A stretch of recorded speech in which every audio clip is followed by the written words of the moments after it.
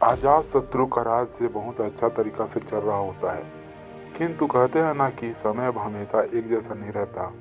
ऐसा ही अजातशत्रु के साथ हुआ। राजा कई मुश्किलों से घिर गए और उन मुश्किलों से बाहर निकल नहीं पा रहे थे। उन्होंने कई युक्तियां अपनाई लेकिन असफल रहे। एक दिन उनकी मुलाकात एक तांत्रिक से हुई।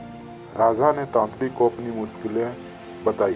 तांत्रिक ने राजाओं की बातों को ध्यान से सुना, फिर उसने एक उपाय बताया।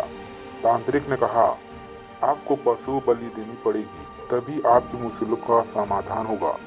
पहले तो राजा काफी सोच विचार में पड़ गया, लेकिन उन्होंने जब कोई भी रास्ता ना दिखा तो उन्होंने तांत्रिक की बात मान ली। तांत्रिक कहे एक बड़ा अनुष्ठान किया।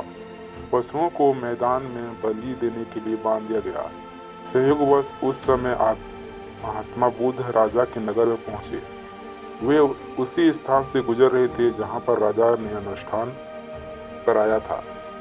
महात्मा बुद्ध ने जब देखा कि निर्दोष पशुओं की बलि दी जाने वाली है, तो वे राजा के पास गए और बोले, राजन, आप इन निर्दोष पशुओं को क्यों मारने जा रहे हैं? राजा बोले, महात्मा जी, मैं इन्हें मारने नहीं अपितु राज्य के कल्याण के लिए इनकी बलि देने जा रहा हूँ, जिससे सारे राज्य कल्याण होगा। महात्मा बुद्ध बोले, क्या किसी निर्दोष जीव की बलि देने से किसी का भला भी हो सकता है? थोड़ा सा रुक कर महात्मा बुद्ध ने जमीन से एक तिनका उठाया और राजा को देते हुए बोले, इसे तोड़ कर दिखाएं। राजा ने तिनके के 2 टुकड़े कर दिए। बुद्ध बोले, इसे अब पुनः जोड़ दें। राजा बोले, महात्मा जी, यह आप कैसी बातें कर रहे हैं? इसे तो अब कोई भी नहीं जोड़ सकता।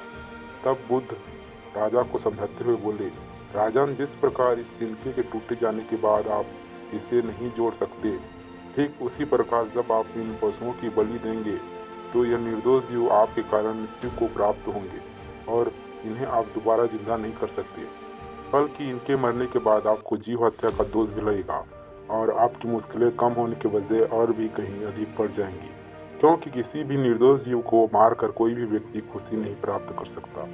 आपकी समस्या का हल निर्दोषों जीवों को मारने से कैसे हो सकता है?